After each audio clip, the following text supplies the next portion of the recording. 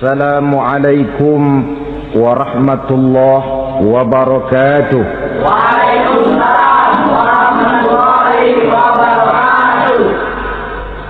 Alhamdulillah wassalatu wassalamu ala sayyidina Rasulillah sayyidina wa maulana Muhammad ibn Abdullah wa ala alihi wa sahbihi wa mawala.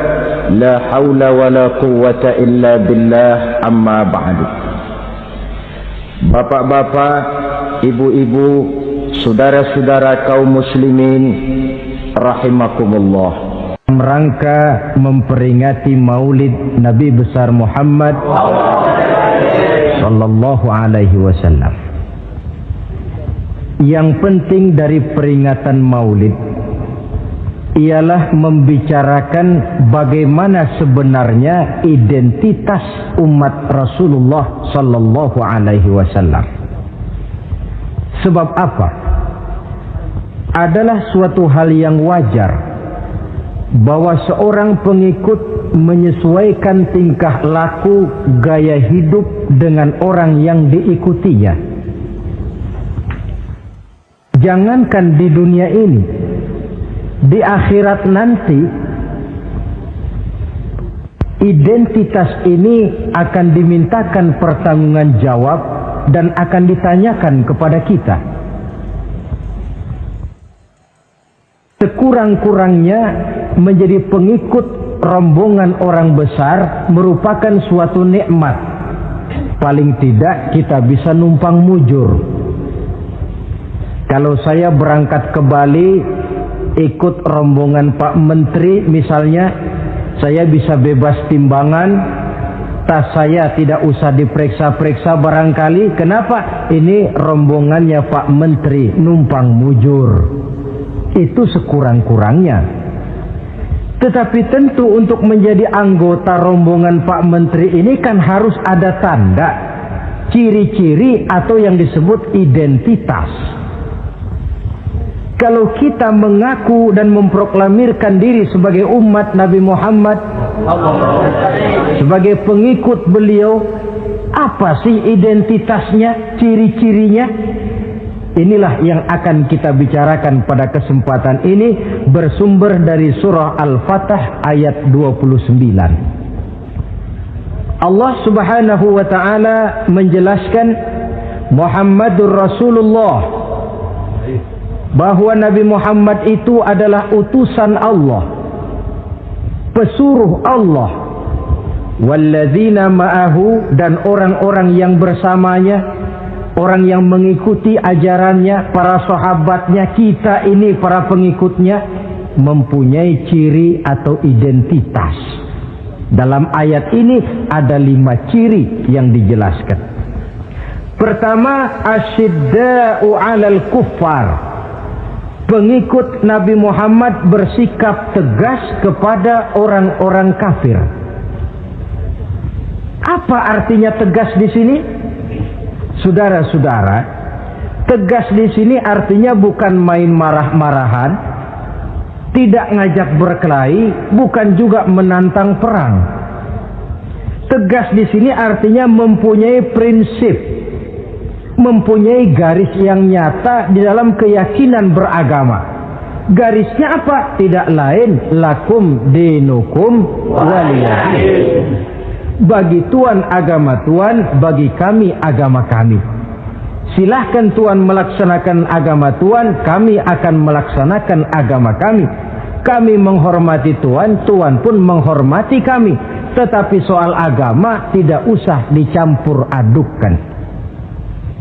Identitas semacam ini perlu kita tegakkan kembali. Sebab apa? Sebab di zaman sekarang orang mulai mengaburkan nilai-nilai kebenaran dari agama, yang pada akhirnya menanamkan sikap ngambang terhadap agama. Misalnya kita ini dibuai dengan kalimat yang kelihatannya bagus tapi sebenarnya mengandung racun. Kata orang, jangan fanatik, semua agama kan bagus, semua agama benar, semua agama thayyib. Terus terang saja, saya bukan tidak setuju dengan kalimat itu. Saya beranggapan kalimat itu belum sempurna. Semua agama benar, jangan titik di situ, itu baru sekedar koma. Semua agama benar, koma, bagi penganutnya masing-masing, titik. Semua agama baik, koma, bagi penganutnya masing-masing, titik. Bagi kita yang muslim, yang benar, Islam. Dan seorang muslim yang berani membenarkan semua agama. Seorang muslim yang berani berkata semua agama benar, sekurang-kurangnya munafik kalau tidak menjadi murtad. Wah Pak, itu namanya fanatik dong. Betul.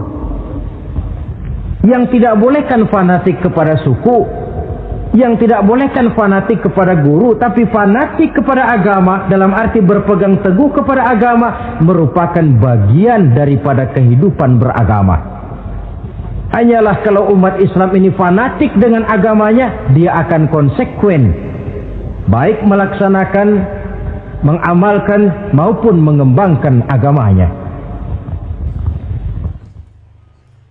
Saya cinta kepada suku saya, tapi tidak lalu fanatik.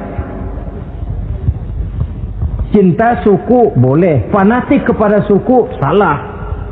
Cinta kepada guru bagus, fanatik kepada guru jelek.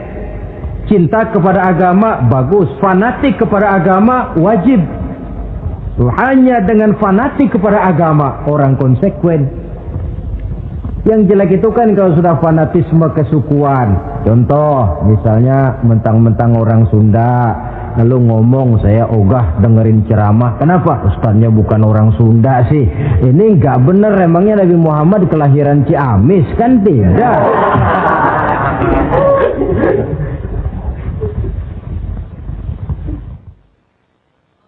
Toleransi ada tempatnya.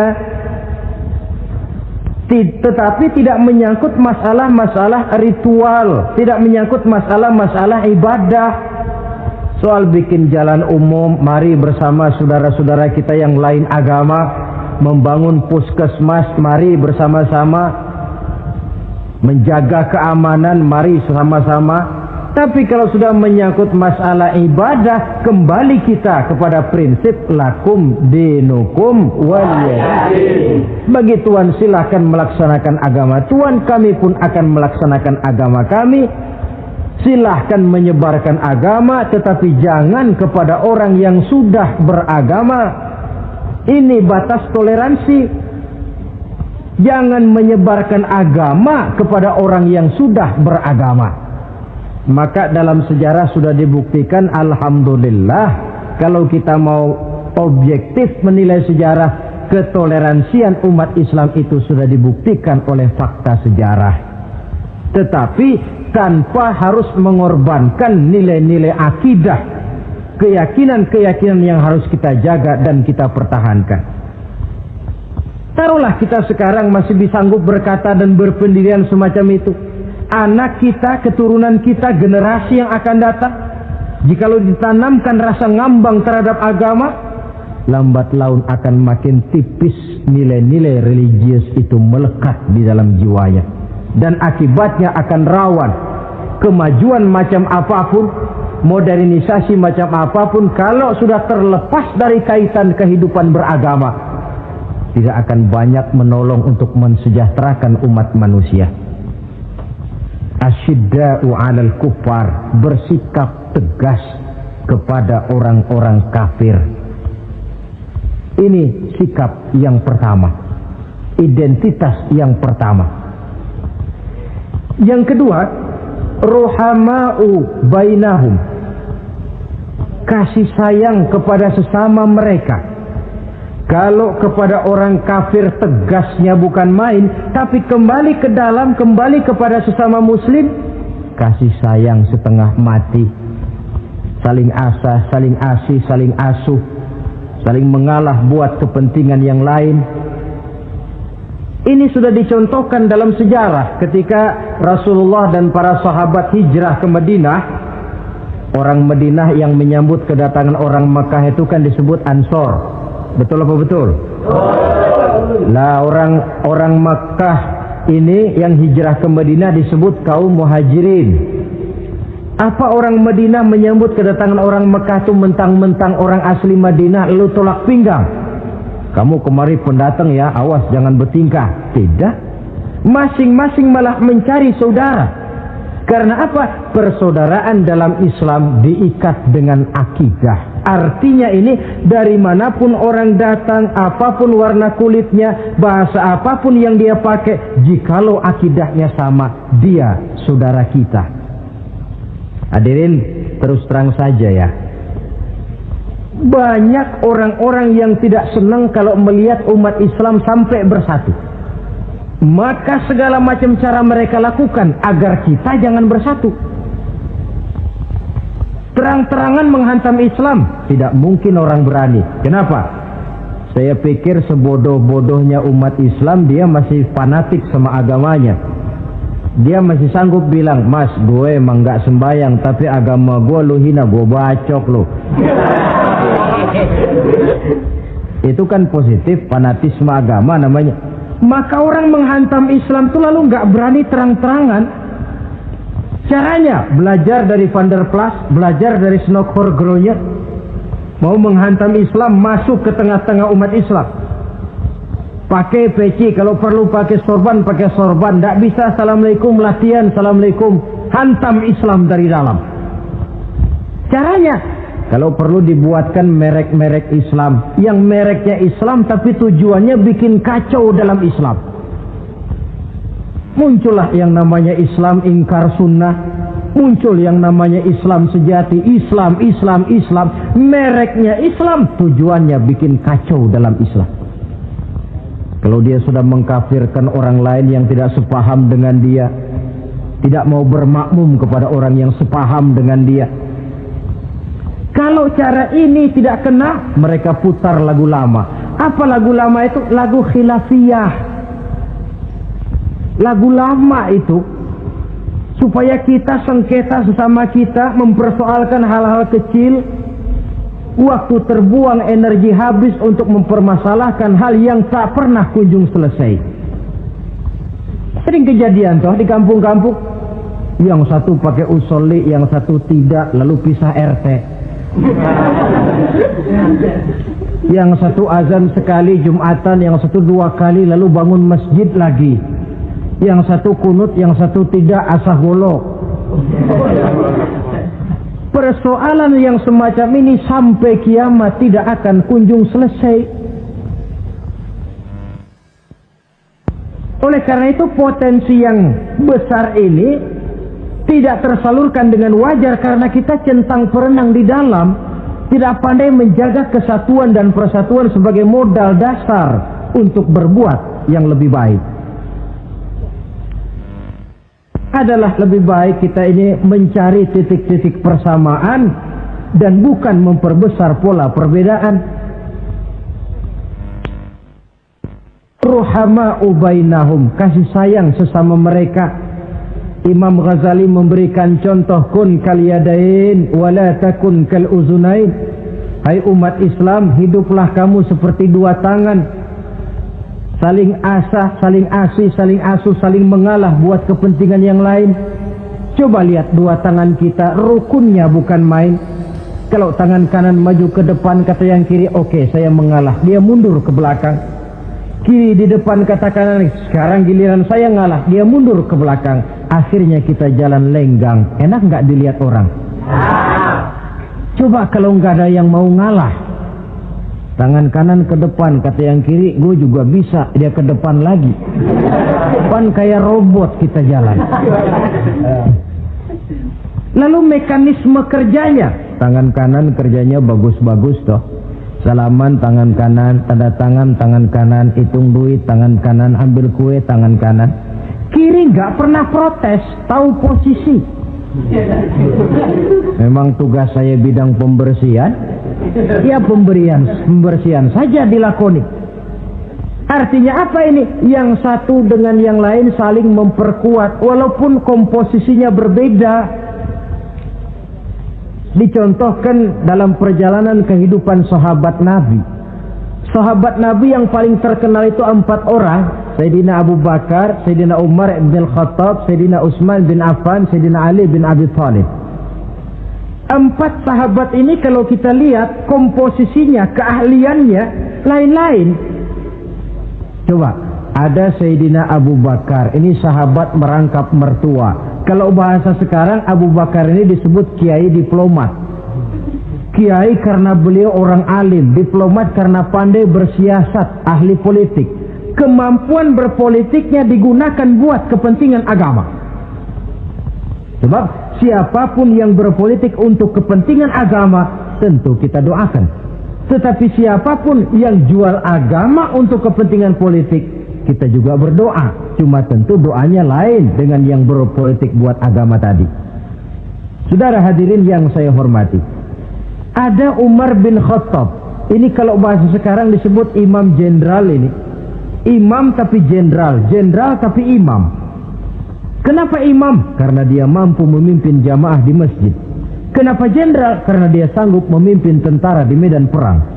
Kegagahannya, keberaniannya, keperkasaannya digunakan membantu perjuangan Rasul. Ada Utsman bin Affan, santri ekonom. Kenapa santri? Karena dia orang kaya. Kenapa ekonom? Karena dia pengusaha bergerak di bidang bisnis. Keuntungan usahanya untuk membantu perjuangan Rasul.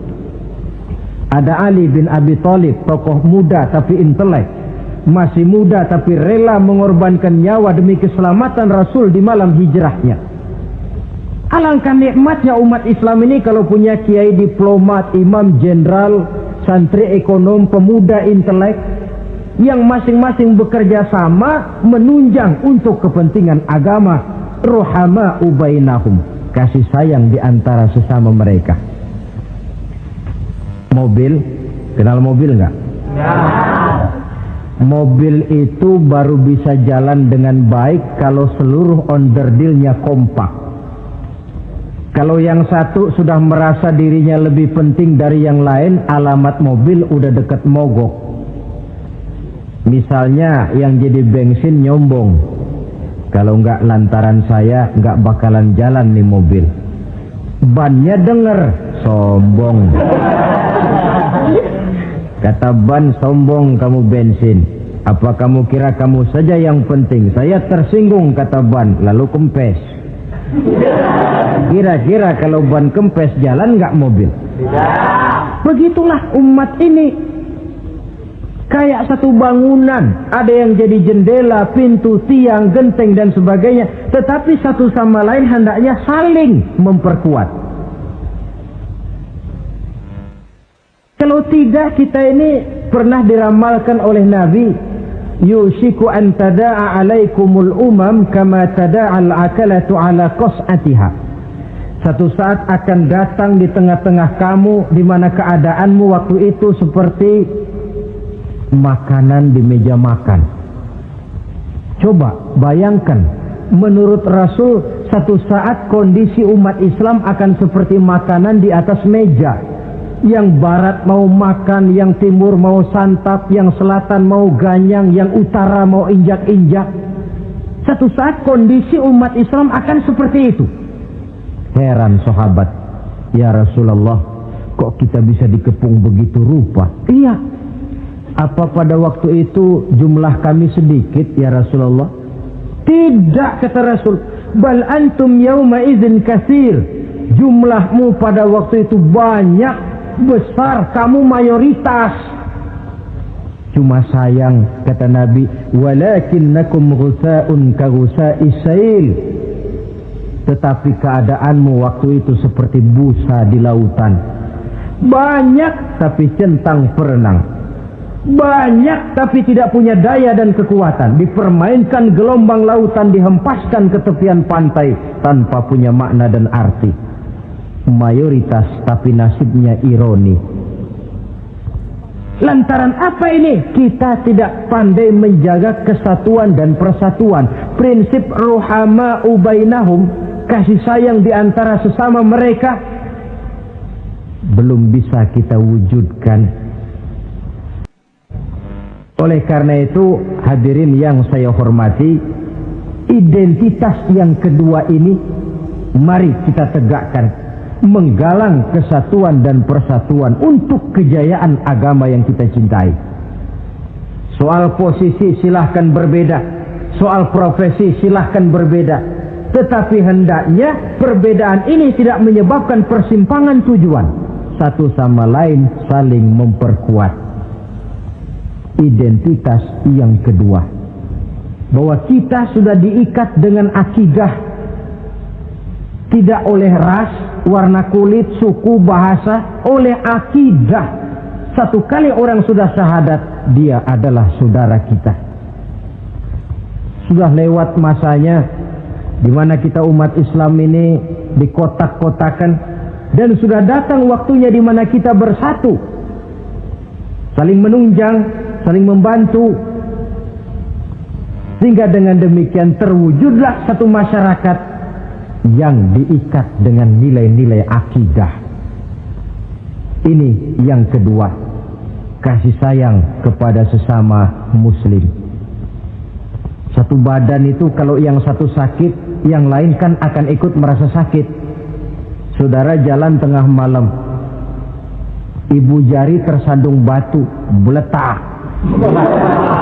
Begitu ibu jari tersandung batu, kontan, darah keluar, mulut bilang aduh, kepala ikut pusing, nggak pakai diundang.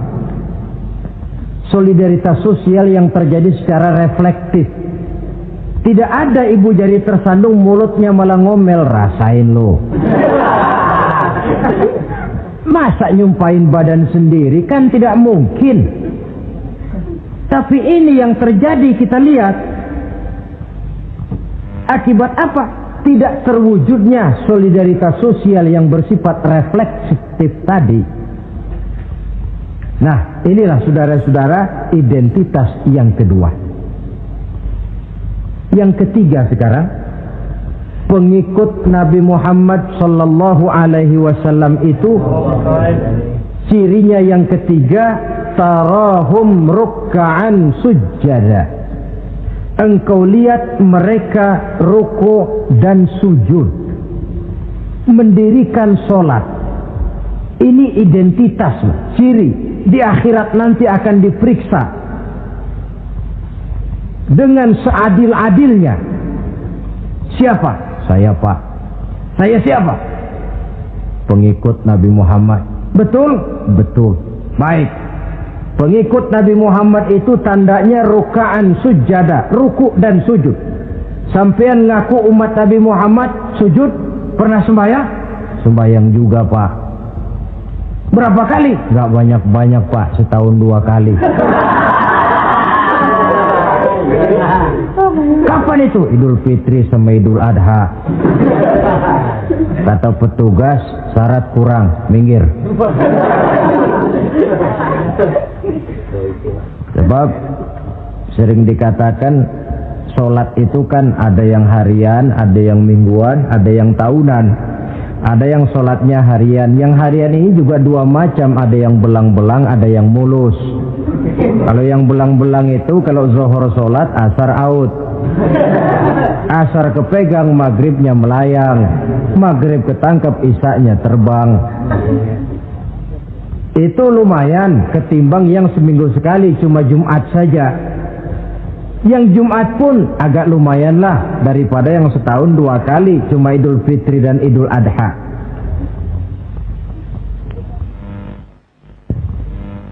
Tetapi bagaimanapun juga sholat ini memang merupakan keperluan dalam kehidupan kita. Ciri identitas yang memperkaya kepribadian. Pengikut Nabi orangnya ruku dan sujud. Sehingga di zaman sahabat tadi kondisi mereka digambarkan kalau siang seperti kuda perang, tetapi kalau malam seperti pendeta. Maksudnya apa? Di medan perang mereka gagah, tapi kalau sudah ruku dan sujud bukan main khusyuknya. Ruku dan sujud. Dengan kata lain, ciri pengikut Nabi Muhammad orangnya mendirikan sholat, Nah, masalahnya sekarang apa perlunya sholat dalam kehidupan kita? Yang jelas dia untuk menggembirakan Allah kok. Se-ASEAN orang tidak ada yang sholat, Allah tidak akan berhenti jadi Tuhan. Manfaatnya akan kembali kepada kehidupan. Nah, apa perlunya sholat dalam kehidupan kita? Ada beberapa hal yang bisa kita angkat ke permukaan tentang perlunya sholat ini. Jadi sholat itu perlunya kita, sehingga suatu saat nanti kita tidak lagi berkata saya wajib sholat, tapi kita akan berkata saya perlu sholat. Apa perlunya sholat dalam kehidupan kita? Pertama, sholat itu membuat orang rendah hati, tidak melonjak menjadi angkuh dan sombong. Yang kedua, sholat itu membuat orang tahu diri. Yang ketiga, sholat itu mendatangkan ketenangan jiwa dan ketentraman batin lantaran orang punya sandaran vertikal kepada Allah.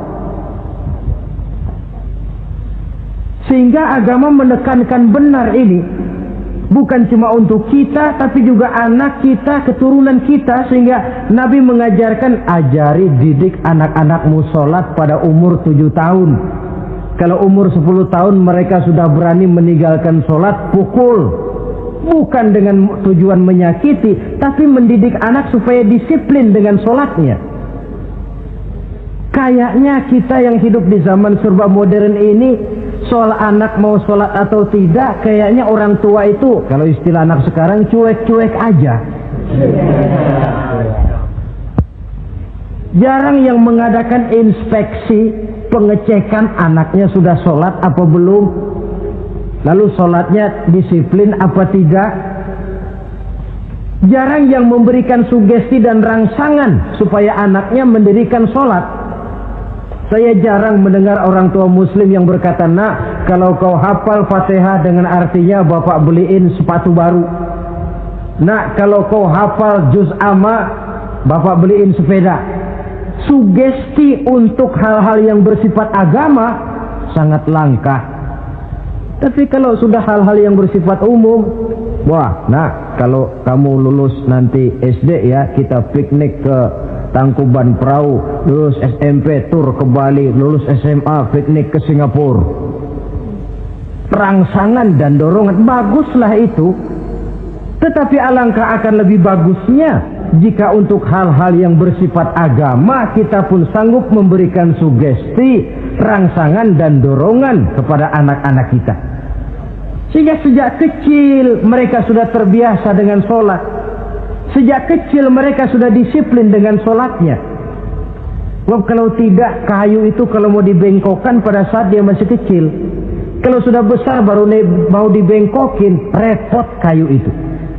Membentuk orang soleh itu harus dimulai sedini mungkin. Karena itu salah satu fungsi solat Allah jelaskan, inna sholata tanha 'anil fahsya wal munkar. Bahwa solat yang dikerjakan dengan betul mampu mencegah manusia dari perbuatan yang keji dan munkar. Jadi dengan kata lain orang yang disiplin dengan solat, terpeliharalah dirinya dari perbuatan yang keji dan munkar.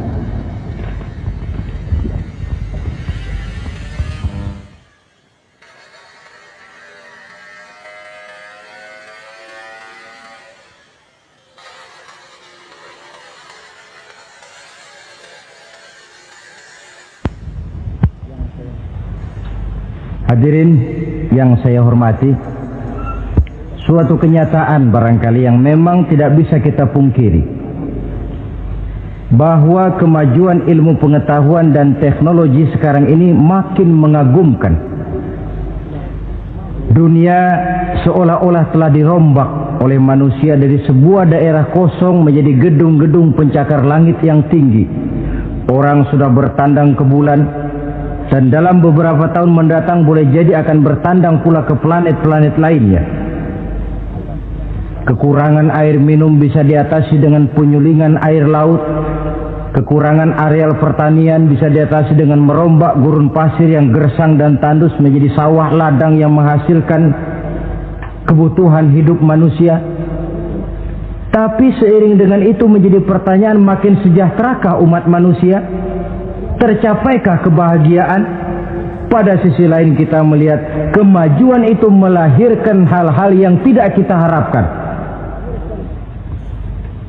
Apa yang kita sebut dengan penyakit dunia modern, yang rupanya makin banyak dokter, makin banyak juga penyakit, makin banyak rumah sakit, makin aneh nama penyakit. Pola yang paling berbahaya ialah jikalau kemajuan itu menyebabkan manusia sampai mendewa-dewakan ilmu dan teknologi. Dan ini yang sering saya istilahkan dengan berhala abad 20. Kalau dulu orang menyembah berhala yang namanya Latta, Uzza, Manat, Hubal, orang zaman sekarang secara tidak langsung banyak yang menjadi penyembah komputer, penyembah sains dan teknologi, mendewa-dewakan otak, lalu lupa bahwa sepanjang yang bisa dilakukan oleh manusia adalah berusaha dan berusaha, sementara ketentuan mutlak datang dari Allah Subhanahu wa ta'ala. Disinilah perlunya ruku dan sujud, agar manusia tahu benar hakikat dari mana dia datang, di mana dia sekarang, mau apa dia di sini, dan kemana dia akan pulang. Oleh karena itu, pada kesempatan ini saya mengajak, marilah identitas ini kita tegakkan dalam diri kita, menjadi pengikut yang ruku dan sujud di hadapan Allah. Sebab di sana terdapat sumber kekuatan, baik dia kekuatan batin, kekuatan jiwa, kekuatan dalam semangat perjuangan, kekuatan dalam menegakkan yang ma'ruf dan menghancurkan yang munkar. Sandaran kita kepada Allah. Saudara mungkin masih ingat ketika Rasulullah dan Abu Bakar hijrah, mereka berdua tidak langsung ke Madinah tapi berada di Gua Sur 3 malam 2 hari lamanya. Orang kafir Quraisy yang mengejar sampai juga di mulut gua itu. Andai kata mereka menengok saja ke bawah, sudah kelihatan Nabi dan Abu Bakar, tapi mereka tidak menoleh. Nabi dengan mantap berkata kepada Abu Bakar, la takhaf wa la tahzan ya Abu Bakar, innallaha ma'ana. Abu Bakar, kau tidak usah takut, tidak usah sedih, Allah bersama kita. Ucapan ini mantap kalau diucapkan oleh orang yang ruk'an sujadah, benar-benar sujud kepada Allah, mempunyai backing yang tidak kepalang tanggung, yang serba maha. Ya, itu kalau memang saudara perlu cari backing, jangan kolonel tanggung, jangan brigjen tanggung, carilah backing yang serba maha, maha gagah, maha kaya, maha tahu, maha segala-galanya. Berbackinglah kepada Allah saja dengan jalan ruk'an sujadah, ruku' dan sujud dalam kehidupan ini. Ini identitas yang ketiga. Yang keempat sekarang, pengikut Nabi itu apa tandanya? Yabtaghuna fadlan minallah wa ridwana. Mereka selalu mencari karunia dan keridhaan Allah. Karunia dan keridhaan. Jadi tidak hanya mencari sekedar karunia, tetapi juga mencari ridho. Oleh karena itu seorang pengikut Rasul, di dalam dia berdagang misalnya, dibatasi oleh pertanyaan, cara saya ini Allah ridho apa tidak? Dia cari rezeki, dibatasi oleh pertanyaan, Allah ridho apa tidak? Dia menginginkan jabatan yang tinggi, tapi tetap dalam kerangka pertanyaan, kalau cara ini Allah ridho apa tidak? Sehingga tidak lantas menghalalkan cara apapun halal asal tujuan tercapai. Itu kan caranya PKI. Asal tujuan tercapai, cara apa saja halal. Seorang muslim pengikut baginda Nabi tidak diajarkan semacam itu. Kenapa perlu mencari keridhaan Allah, karunia yang Allah ridho? Karena apapun yang kita pakai, apapun yang kita makan terutama, Jikalau bersumber dari sesuatu yang Allah tidak ridho, katakan yang haram misalnya, akan mempengaruhi gaya dan gerak hidup kita. Contoh, kata Imam Ghazali, kalau engkau terlalu senang memakan makanan yang haram, dia akan mempengaruhi caramu berpikir sehingga kau akan cenderung berpikir yang haram. Mencari karunia yang Allah ridho. Dan hidup itu kalau sudah mendapat ridho Allah, sudah satu kenikmatan yang tidak bisa dibeli dengan nilai materi yang bagaimanapun banyaknya. Karena itu biarlah kita orang mukmin ini di dunia hidup kaya asal Allah ridho saja. Gak apa-apa. Biar rumah kita gedung, punya mobil bagus, uang banyak, kalau Allah ridho enak. Daripada sudah melarat tinggal di pinggir kali, rumahnya gubuk, Allah marah lagi. Kapan mau senang orang macam begitu? Jadi biarlah kita ini bahagia di dunia, asal di akhirat masuk surga. Nggak apa-apa. Mencapai kebahagiaan di dunia dan di akhirat. Cari karunia Allah sebanyak-banyaknya. Karena memang bumi dan segala fasilitasnya diperuntukkan bagi manusia. Dan karunia Allah itu ada dimanapun kita pergi. Dahulu ketika turun perintah hijrah, sebagian sahabat berpikir-pikir, kalau saya hijrah ke Madinah, di Madinah mau makan apa saya? Ini Mekah kan jelek-jelek, kampung sendiri. Umpama kepepet ngutang-ngutang dikit orang masih percaya lah, kalau ke Madinah ngutang sama siapa? Takut dia kalau hijrah ke Madinah tidak dapat makan. Allah memberikan jaminan, qul li'ibadiyalladzina amanu inna ardi wasi'ah fa iyaya fa'budu. Katakan kepada mereka Muhammad, hai hamba-hambaku yang beriman, bumiku ini luas. Di Mekah kau makan, hijrah ke Madinah juga kau akan makan.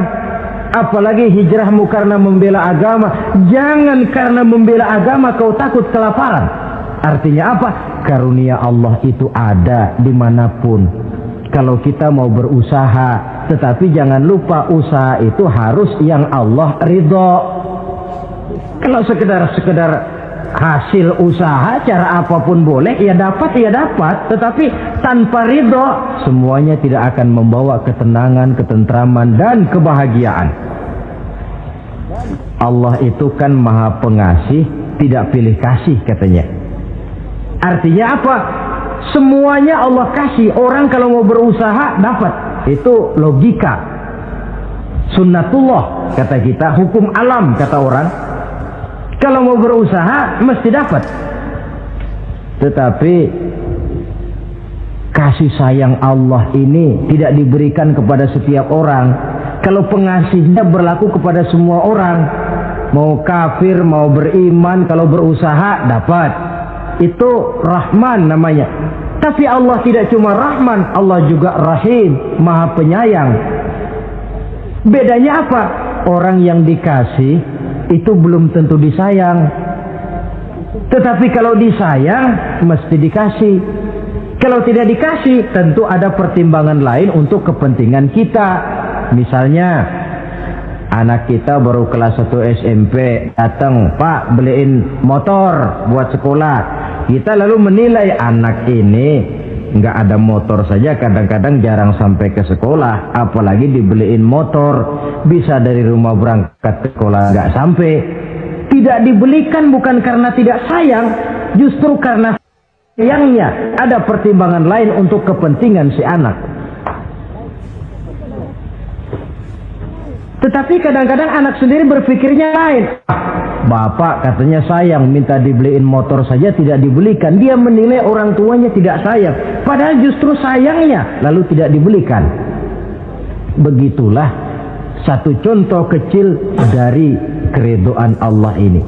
Jika Allah sudah memberikan ridhonya kepada kita, segala yang kita mau diberikannya. Kalau tidak juga diberikan, tentu ada manfaatnya untuk kemaslahatan kita. Allah maha tahu. Misalnya orang mengeluh, saya akan sembahyang rajin, ngapa rezeki seret bener sih? Apa saya berhenti lagi sholat? Allah lebih tahu. maslahatnya. Barangkali potongan kayak kita ini kalau diberikan rezeki banyak sedikit lalu berhenti ke masjid. Rezeki lu segini aja dah, lu jadi rajin ke masjid. Ada manfaatnya buat kepentingan kita. Mencari karunia yang Allah ridho. Dalam alam yang terbentang luas ini karunia Allah terhampar luas. Tinggal kita mencari, dan untuk mencari itu diperlukan keahlian. Keahlian hanya timbul karena pendidikan. Makin ke depan persaingan hidup makin tajam tanpa membekali diri. Terutama generasi kita yang akan datang, anak-anak kita. Boleh jadi mereka akan tersudut ke pojok-pojok kehidupan untuk kemudian lebih banyak jadi penonton daripada sekedar pemain. Dan kerugian akan kembali kepada kita. Karena itu cari karunia Allah sebanyak-banyaknya, tapi dengan garis bawah yang Allah ridho. Sekali lagi, carilah karunia Allah sebanyak-banyaknya dalam kehidupan ini, tetapi dengan menggarisbawahi yang Allah ridho. Inilah identitas yang keempat. Yang kelima sekarang, identitas yang terakhir, simahum fi wujuhihim min atharis sujud. Di muka mereka ada tanda bekas sujud. Ini pengikut Rasulullah sallallahu alaihi wasallam. Bekas sujud, iya. Apa bekas sujud itu? Apa jidatnya hitam kebanyakan sujud? Mungkin. Karena rajin sujud lalu berbekas. Boleh jadi, tapi soal hitam di jidat sih gampang digosok-gosok. Yang terpenting asarus sujud di sini dalam bentuk sikap mental. Apa sikap mental yang saya maksud? Orang yang rajin sujud itu lalu membekas dalam kehidupannya pengaruh sujud. Apa pengaruh sujud? Karena rajin sujud timbul ikhlasnya. Kalau sudah berbuat, yang penting itu Allah. Orang lain mau tahu atau tidak, orang lain mau puji atau tidak, yang penting Allah. Sebab kalau sudah dia usolli fardul maghribi Allahu Akbar, dia tinggalkan dunia dan seluruh isinya. Naik dia menghadap Allah. Selamat tinggal sebentar dunia, nanti saya balik lagi. Yang ada cuma dia dan Allah dalam dialog langsung. Timbul keikhlasan, terjemahannya dalam kehidupan. Berbuat tanpa pamrih, tidak suka menepuk jasa dan menghitung jasa. Sebab biasa orang itu kalau sedang perang tidak sempat ngaku jadi pahlawan, tapi kalau perang sudah selesai nggak kenal bedil ngaku pahlawan.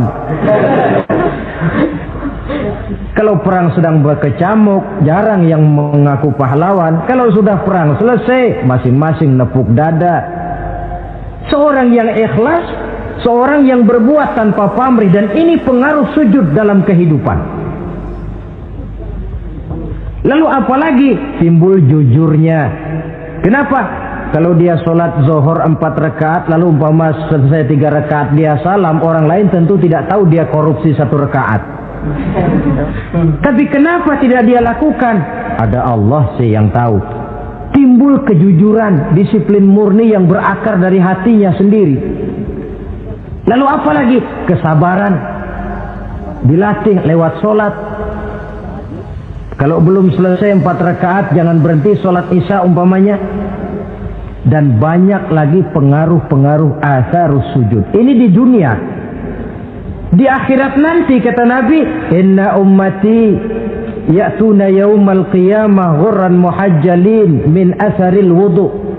Umatku di hari kiamat nanti akan datang menghadap Allah dengan muka berseri-seri dari sebab air wudu. Mukanya bersinar-sinar karena di dunia rajin wudu.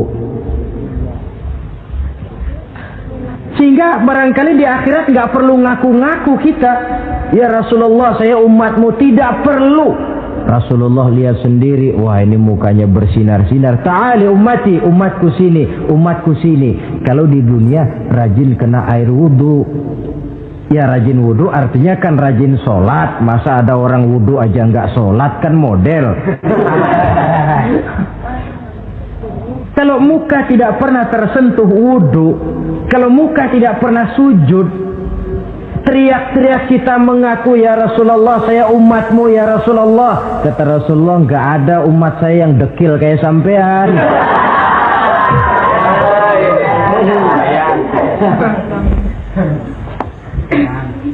Itulah sebabnya pada kesempatan ini saya mengajak, mari membiasakan diri berwudu. Tidak cuma untuk sholat. Saudara mau berangkat ke kantor, wudu dulu, bagus. Saudara mau pergi berdagang, wudu dulu, cakep. Saudara mau pergi kuliah, mau pergi sekolah, wudu dulu, bagus. Di samping kebersihan jasmani, juga kebersihan rohani. Tengok saja. Kalau kita membasuh tangan pada saat wudu, mulai Allahumma inni as'aluka yumna wal barakah wa a'udzubika minasyu'mi wal halakah. Itu kan yang kita baca. Ya Allah, saya mohon keberkahan di dua tangan ini, supaya tangan ini kalau dibawa dagang untung, dibawa menanam lalu panen, dibawa berusaha menghasilkan rezeki. Dan saya berlindung kepadamu ya Allah, jangan sampai tangan ini membawa kesialan dan kecelakaan. Berlindung kepada Allah jangan sampai jadi punya tangan sial. Dipakai dagang rugi, dipakai nanam pohonan mati, dipakai mukul orang mati. Tangan sial. Dari itu saja sudah memberikan sugesti untuk rohani kita. Kebersihan jasmani, kebersihan rohani terpelihara karena wudu. Jadi asarus sujud, pengaruh sujud membekas di dalam kehidupan. Sehingga oleh Syekh Muhammad Abduh dijelaskan, walikulli ibadatin minal ibadati sahihah asarun fi taqwimi akhlaqil qaimi biha wa tahzibi nafsihi. Setiap ibadah yang dikerjakan dengan betul pasti mempunyai pengaruh yang nyata dalam meluruskan moral akhlak orang yang melaksanakan ibadah itu sendiri. Jadi sujud kita betul apa tidak? Lihat saja pengaruhnya dalam kehidupan kita. Sholat kita sudah betul apa tidak? Lihat saja pengaruhnya dalam kehidupan kita. Kalau sujud ya sujud, tapi judi jalan juga, nah, sujudnya belum betul. Waktunya sholat ya sholat, waktunya mabuk, sholatnya belum betul. Waktunya ruku ya ruku, giliran nyolong, sholatnya belum betul. Sebab sholat yang dikerjakan dengan betul, sujud yang dikerjakan yang punya pengaruh nyata dalam kehidupan, kelihatan bekasnya dari tingkah laku dan gerak kita di dalam menelusuri kegiatan hidup ini. Maaf, dengan sedikit pahit barangkali kita memang harus berkata, masih banyak di antara kita umat Islam ini yang melaksanakan ibadah hanya dengan prinsip asal sekedar gugur kewajiban. Perkara ada pengaruhnya atau tidak dalam diri kita, kita malas untuk mengadakan evaluasi. Akibatnya ibadah yang kita kerjakan tidak mempunyai pengaruh dalam membentuk kepribadian kita. Orang yang mengucapkan syahadat ada pengaruh dalam jiwanya. Orang yang mendirikan sholat ada pengaruh dalam membentuk kepribadiannya. Orang yang melaksanakan puasa ada pengaruh dalam perkembangan jiwanya. Orang yang mengeluarkan zakat ada pengaruhnya dalam mengelola hartanya. Orang yang melaksanakan ibadah haji ada perubahan dalam kegiatan hidupnya. Dari yang negatif kepada yang positif tentunya. Simahum fi wujuhihim min athari sujud. Di muka mereka, di muka pengikut Rasulullah ini ada tanda pengaruh bekas sujud. Karena rajinnya dia melaksanakan sujud di dalam kehidupan ini. Nampak pengaruh yang nyata di dalam kehidupannya, dalam gerak dan tingkah lakunya. Saudara hadirin, ma'asyiral muslimin rahimakumullah. Inilah 5 identitas yang harus kita tegakkan jikalau kita mau jadi umat yang konsekuen. Tidak sekedar bangga-banggaan menyandang titel umat Nabi, apalagi konon mengharapkan syafaatnya di akhirat nanti, padahal sebagai pengikut kita tidak menyesuaikan diri dengan yang kita ikuti. bagaimana mau mengharapkan fasilitas yang namanya syafaat? Bahwa syafaat pertolongan Rasul itu ada, tetapi fungsinya kan ibarat orang punya kain, syafaat itu nambel. Saudara punya kain, sobek-sobek sedikit, ditambel oleh yang namanya syafaat. Sholat kurang sedikit, ditambel oleh syafaat.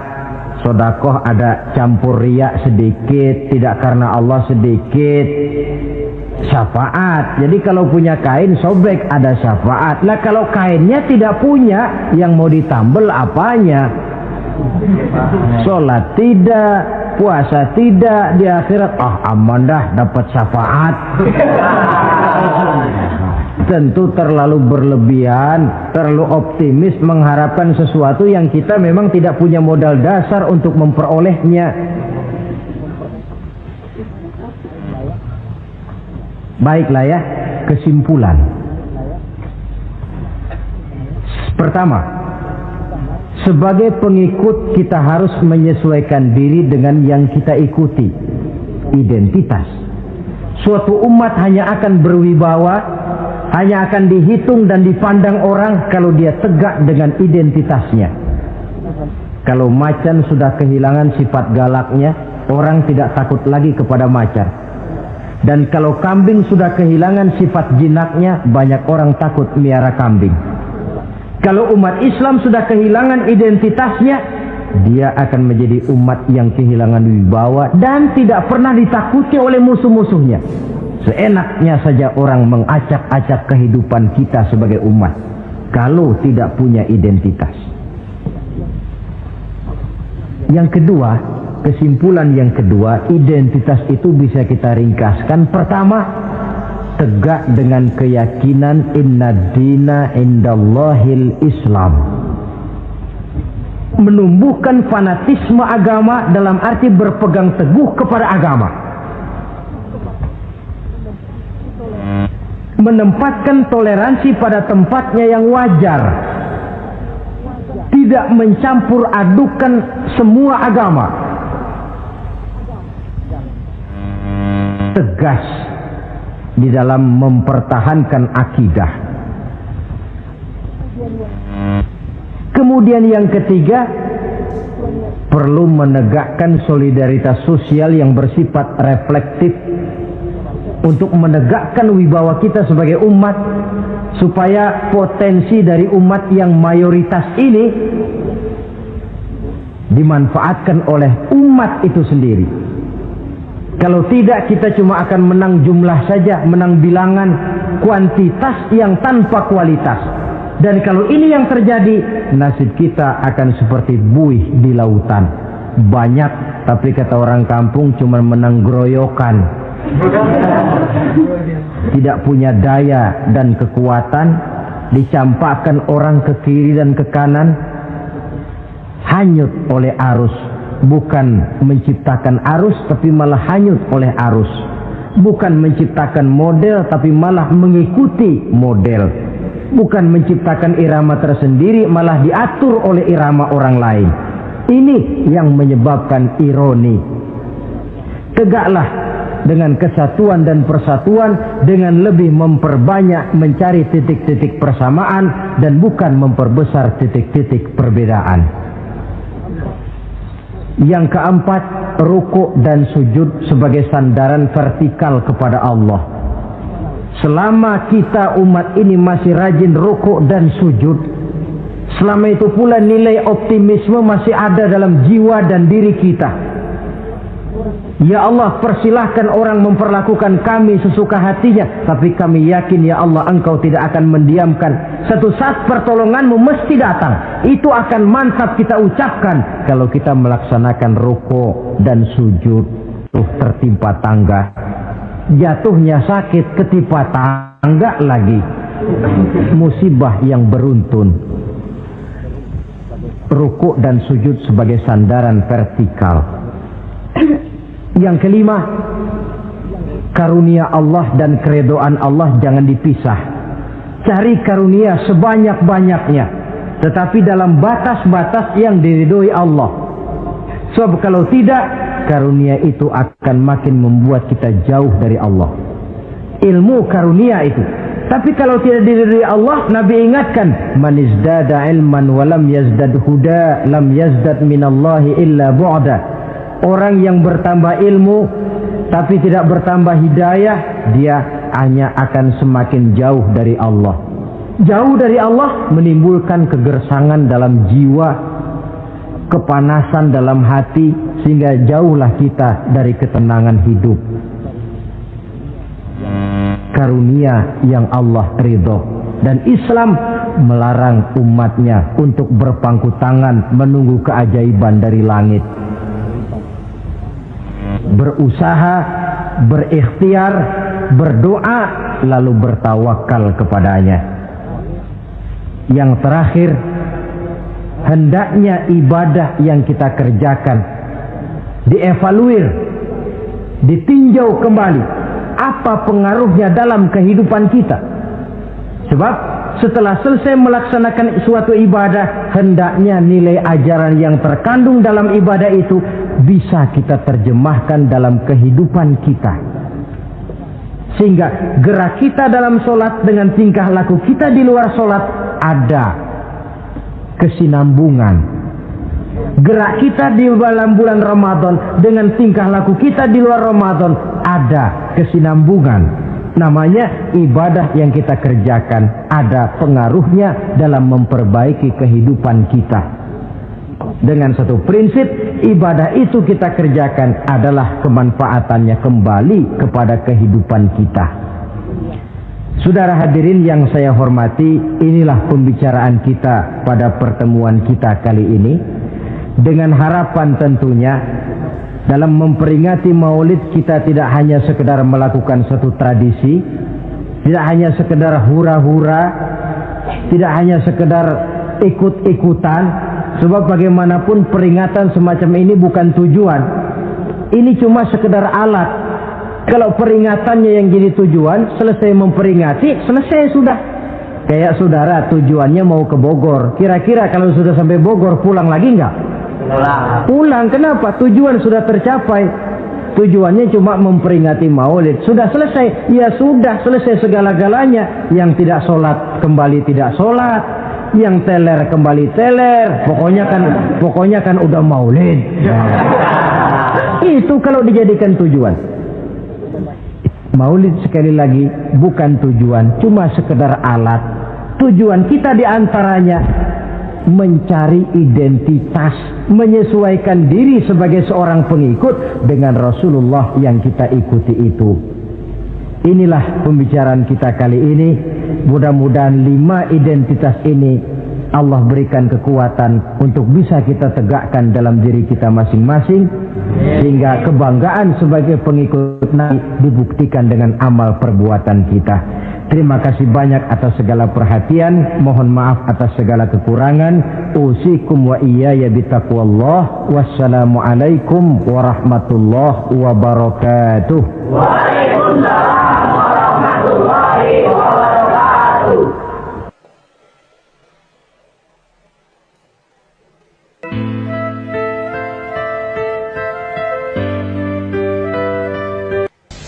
Bapak-bapak, ibu-ibu, saudara-saudara kaum muslimin rahimakumullah. Murai di dahan dan koko ayam di kandang. Dunia ini penuh dengan berbagai macam kesibukan. Sejak dari petani yang turun ke ladang, pedagang yang berangkat ke pasar, pelajar yang menuju sekolah, sampai kepada pegawai yang berangkat ke kantor, seluruhnya tidak lain untuk mencari sesuatu yang bernama bahagia. Setiap orang menginginkan kebahagiaan, dan tidak seorang pun menginginkan kesengsaraan dalam kehidupan ini. Namun nyatanya tidak setiap orang yang ingin bahagia mengetahui jalan yang harus ditempuhnya untuk sampai kepada kebahagiaan itu. Maka pada kesempatan pertemuan kali ini saya ingin menyampaikan sebuah hadis dari junjungan kita baginda Nabi besar Muhammad sallallahu alaihi wasallam yang termuat dalam kitab Mukhtarul Ahadits An-Nabawiyah, di mana beliau bersabda, arba'un min sa'adatil mar'i. Ada 4 perkara yang merupakan tanda dari orang bahagia. Saya mau tanya, di antara saudara-saudara yang hadir di sini, apa ada yang kepengen jadi orang sengsara? Seluruhnya tentu ingin mendapatkan kebahagiaan. Maka menurut resep dari Nabi kita, tanda orang bahagia itu 4. Jadi kalau saudara ingin bahagia, harus mempunyai 4 perkara ini. Yang pertama, orang bahagia itu kata Nabi, darun wasi'un. Punya rumah biar bagus asal gede. Enak ngaturnya. Daripada sudah punya rumah kecil, adanya di pinggir kali, gubuk, kalau hujan bocor, miring lagi, kiamat. Loh, kalau gitu Islam materialis dong. Hadis ini boleh diartikan dengan makna hakiki, arti yang sebenarnya. Boleh diartikan dengan makna majazi, arti kiasan. Kalau dia diartikan dengan arti kias, maka yang dimaksud darun wasi'un ay qalbun wasi'un. Rumah yang luas tidak lain daripada hati yang lapang. Karena di situ kunci kebahagiaan yang sebenarnya. Walaupun kita cuma tinggal di petak berukuran 2 kali 3 meter, kalau hati kita luas-luas rasanya rumah itu. Tapi biar rumah kita halamannya saja puluhan ribu hektar, ada kolam renangnya, kamar tidurnya tidak lagi terhitung. Kalau hati yang menempati rumah itu sempit, maka akan terasa sempit jugalah rumah itu. Tempat bergantungnya tidak lain adalah hati. Marilah kita mencoba melihat berbagai pandangan orang tentang bahagia ini. Ada orang menyangka bahwa bahagia itu kalau dia mendapatkan harta yang sebanyak-banyaknya. Siapa yang banyak harta, dialah raja. Apa yang dia mau, seluruhnya bisa dibeli. Keamanannya, dia bisa menyewa petugas. Seluruh fasilitas untuk menyenangkan kehidupannya bisa dibeli. Pendeknya, hartalah segala-galanya dalam kehidupan. Sampai ada pepatah mengatakan, innad darahima fil amakini kulliha taksur rijala mahabatan wa jalala. Sesungguhnya harta, dinar, dirham, uang di mana-mana selalu bikin hebat orang yang memilikinya. Coba lihat, orang yang punya duit sama yang enggak punya duit, jangan gaya hidupnya, gaya jalannya aja lain. Wahia lisanun liman arada fasahatan, wahia silahun liman arada qitala. Uang adalah senjata yang paling ampuh bagi orang yang mau pergi perang, dan lidah yang paling fasih bagi orang yang mau bicara. Kalau bicara dengan lidah macet, cobalah bicara dengan harta, lancar. Sampai ada pepatah demikian, segalanya bisa diatur dengan harta. Maka di kalangan orang yang berpandangan semacam itu, seluruh kegiatan hidupnya hanya terfokus kepada bagaimana mengumpulkan harta yang sebanyak-banyaknya. Tidak peduli halal haram, tidak kenal sore pagi siang dan malam, tidak sempat sujud, jauh dari agama, jauh dari kehidupan yang bersifat ruhaniyah, jauh dari Allah dan sebagainya. Sampai dalam Al-Quran dikelompokkan dalam kelompok yang dinamakan lumazah. Allazi jama'a malahu wa addadah yahsabu anna malahu akhladah. Mereka mengumpul-ngumpulkan harta sebanyak-banyaknya dan menyangka bahwa harta yang banyak itu dapat mengekalkan hidupnya, mengekalkan kekayaannya, mengekalkan kebahagiaannya. Saudara hadirin yang berbahagia, kalau pandangan hidup ini benar, artinya kalau harta memang merupakan satu-satunya hal yang dapat membuat orang bahagia, tentu di rumah mewah tidak akan pernah ada tangis derita. Tentu di satu tempat di mana fasilitas hidup serba menunjang, tidak ada yang namanya penderitaan. Tapi suka dan duka, sedih dan gembira, senyum dan tawa adalah milik setiap orang, baik dia punya harta maupun dia tidak punya harta. Nyatalah bahwa harta semata-mata bukan merupakan jaminan bahwa orang akan bahagia. Walaupun tanpa harta orang sulit untuk bahagia. Saya mau cerita, ada orang super kaya,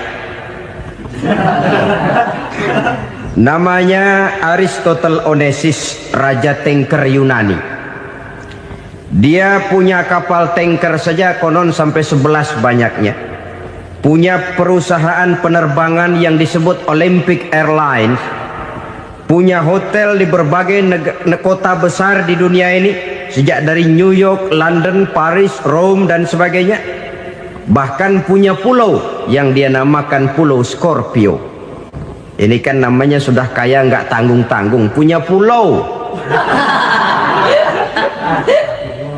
Nah, dia punya 2 orang anak, yang satu laki-laki namanya Alexander, yang satu perempuan namanya Maria Onesimus. Seluruh harapannya tertumpah kepada anak lakinya Alexander ini, yang akan meneruskan usahanya, meneruskan kekayaannya, meneruskan dinastinya. Apa yang terjadi? Ternyata anak yang dia harapkan yang bernama Alexander ini mati muda dalam kecelakaan pada waktu dia olahraga. Apa olahraganya? Namanya olahraga anak orang kaya, golongan jet set. Olahraganya olahraga pesawat terbang. Jatuh, ya nggak kapungut, habis mati. Tinggal satu anak perempuannya, Maria Onesimus. Tapi anak perempuan ini juga malah urakan. Terakhir dia pacaran, bahkan kemudian kawin sama orang Rusia. Rupanya Aristotle Onesimus ini broken. Kekayaannya yang berlimpah ruah, perusahaannya yang begitu banyak, siapa yang akan meneruskan? Siapa yang akan menggantikan? Sampai kemudian dia mengurung diri di Pulau Scorpio dan mati di sana secara mengenaskan. Seorang multi jutawan, seorang yang super kaya, mati menyendiri di pulau sepi. Ibarat kata pepatah, anak ayam mati di lumbung. Bukan kekurangan makanan, keurugan makanan. Begitu kehidupan Aristotle Onesimus.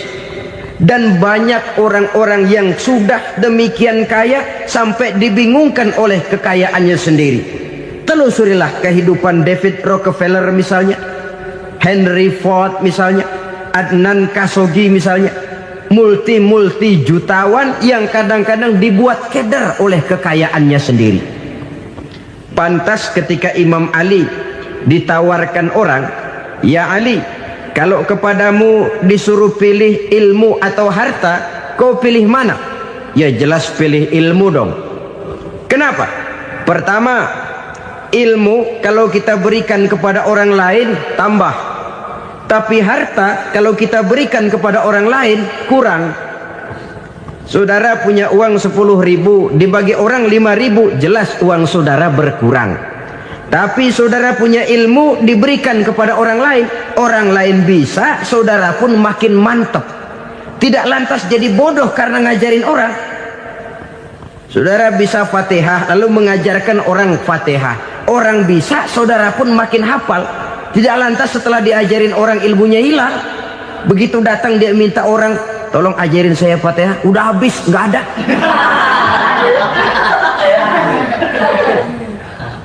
Yang kedua kata Imam Ali, ilmu menjaga kita. Kalau harta kita yang harus jaga. Makin banyak ilmu makin terpelihara diri seharusnya. Tetapi makin banyak harta makin bingung kita jaganya. Sampai kadang-kadang kalau perlu seluruh keliling rumah dipasangi alarm. Belum cukup disewakan anjing besar-besar, pasang di depan pintu, awas anjing galak. Masih belum cukup juga, cari centeng tukang-tukang kepruk jaga rumah. Masih terasa belum aman, padahal rumahnya dikelilingi tembok besar. Di balik tembok ada pintu-pintunya tebal. Di balik pintu itu terbuka masuk kamar, kamar pun ada pintunya, pintunya pun kuat. Masuk ke dalam kamar ada lemari, lemarinya pun pintunya kuat, dikunci, kuncinya pun kuat. Tapi terhadap seluruhnya yang timbul cuma sekedar was-was saja. Kesimpulannya sekali lagi, tanpa harta orang memang sulit untuk bahagia. Tapi harta semata-mata tidak merupakan jaminan orang akan bahagia. Dengan hati yang luas, itu modal utama untuk mencapai kebahagiaan hidup. Orang yang hatinya luas, saudara-saudara, punya hati yang lapang, melihat kenyataan hidup ini, dia bersyukur senantiasa kepada Allah. Lantas tidak timbul hasud dan iri hatinya. Oleh karena itu jiwanya selalu lapang. Kalau tidak, cupik hati namanya, dangkal pandangan, tidak senang melihat orang lain dapat nikmat, dan itu sering dijadikan contoh. Kalau orang yang lapang dada, dia lihat tetangganya beli TV baru, dia berkata, alhamdulillah ya, tetangga kita beli TV, mudah-mudahan kita bisa ikut nonton. Lapang dadanya. Tapi orang yang sempit hati, lihat tetangga beli televisi, meriang. Enggak diapa-apain, meriang. Besoknya dengar tetangga beli motor, makin sakit, ke rumah sakit. Lalu di rumah sakit dengar tetangganya beli mobil, mati. Disiksa oleh perasaannya sendiri. Orang kalau hati sudah sempit dalam hidup, kemanapun dia pergi, sempit rasanya medan kehidupannya. Kemudian kita melihat juga ada orang yang menilai bahwa bahagia itu katanya kalau punya kedudukan yang tinggi, pangkat yang agung, wibawa yang besar. Mungkin betul, tapi mungkin juga tidak. Bergantung kepada hati orang yang punya pangkat itu. Sama dengan harta tadi. Harta akan membawa bahagia kalau dia jatuh ke tangan orang yang berhati lapang.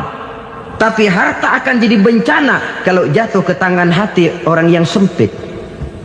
Pangkat akan membawa bahaya kalau jatuh di tangan hati orang yang sempit.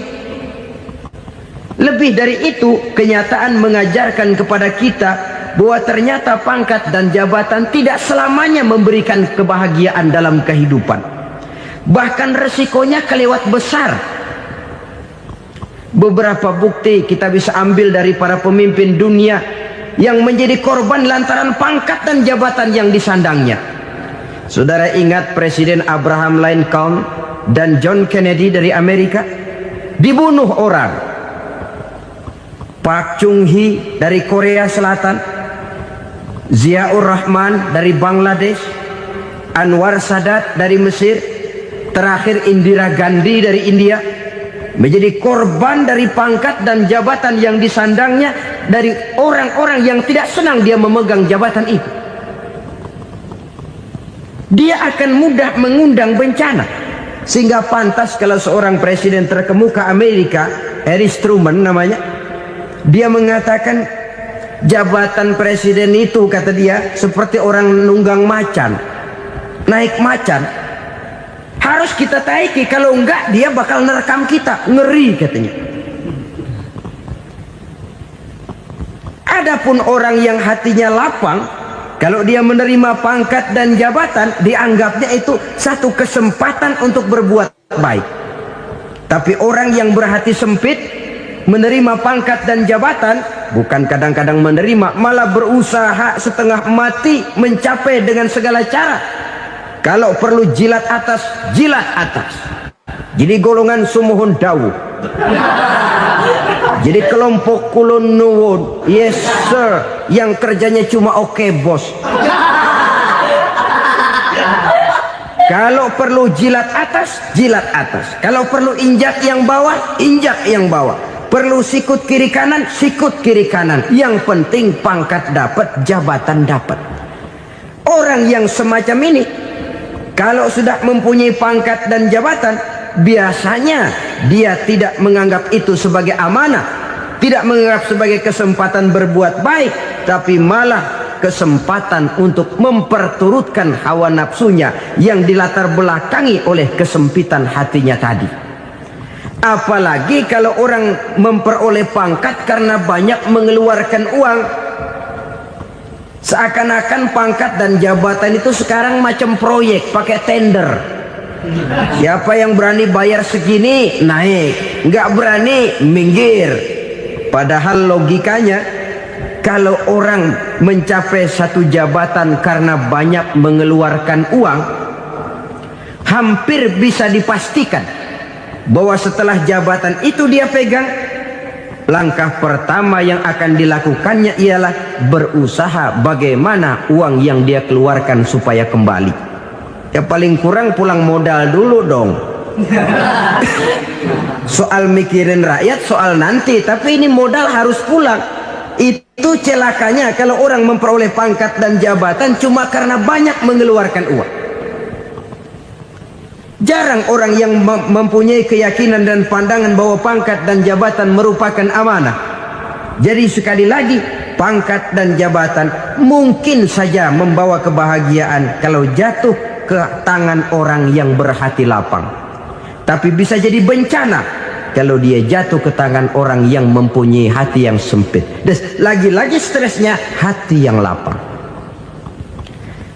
Lalu sebagian orang, saudara, ada yang berpandangan katanya bahagia itu kalau jadi orang terkenal, mempunyai popularitas, menjadi idola di kalangan remaja, di kalangan orang tua, di segala lapisan masyarakat. Padahal makin populer orang makin terikat dia. Ya kalau macam kita ini kan nggak punya nama, nggak populer, tengah malam buta mau nongkrong di warung Tegal aman. Tapi pangkat, jabatan, kedudukan, popularitas menyebabkan kita diikat dengan berbagai macam peraturan. Cuma mandi sama ke WC saja yang nggak dikawal.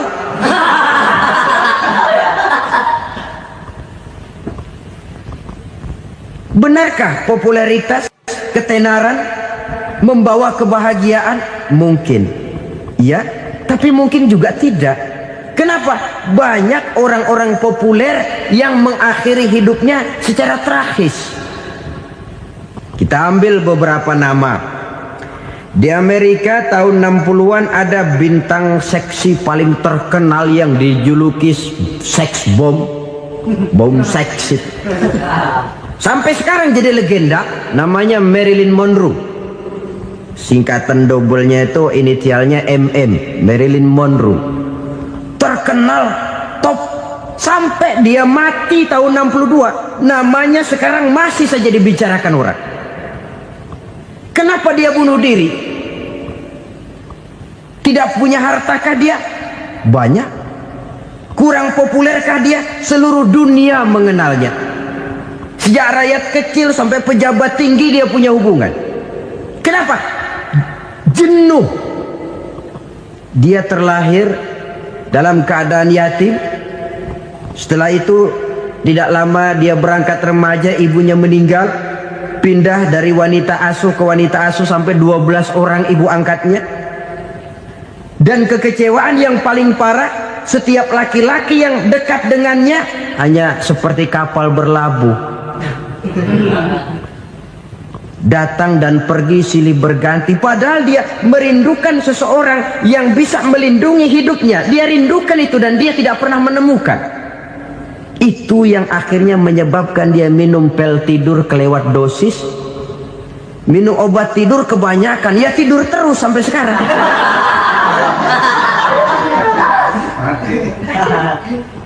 Dia mengakui, saya telah memiliki ketenaran, tapi saya tidak pernah hidup dalam ketenaran itu. Saya pandai main sandiwara, tapi saya ingin hidup dalam alam yang real sebagaimana umumnya orang. Itu yang dia rindukan. Menyusul jejak yang namanya Marilyn Monroe ini, Billie Holiday, saudara kenal tentu. Di rumah sakit dirawat. Dia juga minum obat overdosis, mati lagi. Jimi Hendrix, minum obat tidur overdosis kelewat batas, mati lagi. Lalu yang menghanyutkan diri di danau, Janis Joplin dan Brian Jones, ini orang-orang populer, orang-orang terkemuka yang mengakhiri hidup secara tragis, bukan karena tidak terkenal, mungkin karena sudah saking terkenalnya. Contoh paling belakangan, Bruce Lee. Wah, ini tukang-tukang keprok tentu kenal siapa dia. Sampai sekarang pun tabir kematiannya masih merupakan misteri. Dan yang masih hidup juga menunjukkan gejala yang aneh. Michael Jackson, rumahnya di Beverly Hills itu dijaga sedemikian rupa, dan dia selalu curiga kepada setiap makanan harus steril, bersih dari segala macam kimia.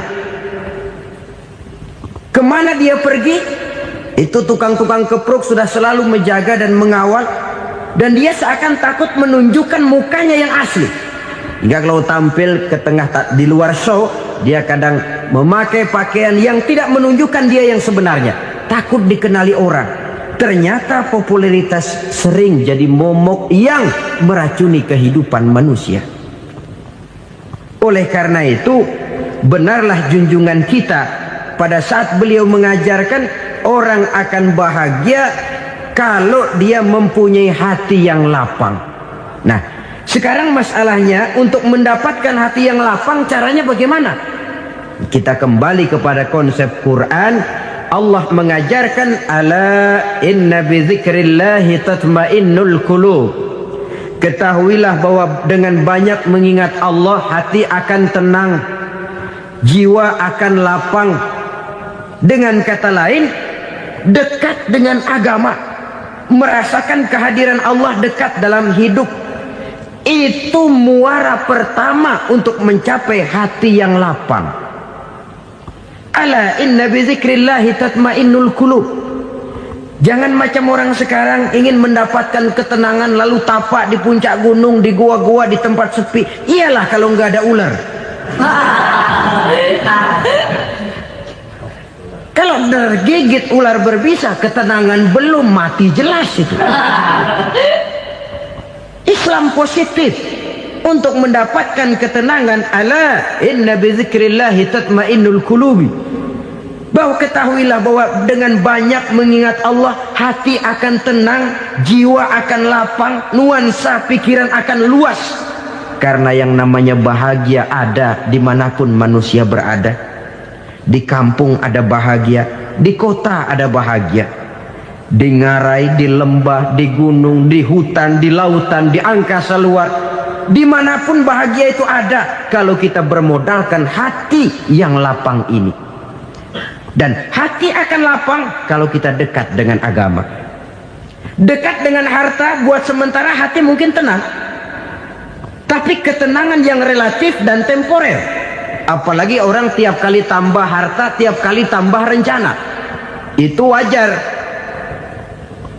Mungkin sebelumnya saudara berpikir, kalau punya duit 5.000 enak nih. Begitu punya duit 5.000, aduh sayang kalau 10.000 aja. Tiap kali tambah harta, tiap kali lain rencana. Makin banyak rencana, makin menjauhkan kita dari yang namanya ketenangan. Padahal ketenangan merupakan unsur utama untuk mencapai bahagia. Dan ketenangan itu bermuara dalam hati manusia. Tengoklah kehidupan ini. Orang yang banyak harta dengan orang miskin, berbedakah rasa sakit yang mereka tanggungkan? Rasanya tidak. Walaupun si kaya tidur di kasur empuk berselimutkan sutra mahal, sementara si miskin meringkuk di balai bambu yang keras dan kasar. Apabila maut datang, dia juga tidak pernah pilih bulu. Maut datang menjemput si kaya di singgasana keemasannya, dikelilingi oleh para pengasuh, dayang dan inang serta para pengawal. Dan maut pun datang menjemput si miskin papa, sehingga ia tergelepar di tepian jalan. Kedua-duanya bernama mati. Kalau nyata bahwa sakit yang ditanggung si kaya tidak beda dengan sakit yang ditanggung si miskin, bukan harta semata yang membuat orang bahagia. Hati yang tenang, jiwa yang lapang penuh kedamaian karena banyak berzikir dan mengingat Allah, itu merupakan modal utama untuk mencapai sesuatu yang bernama bahagia.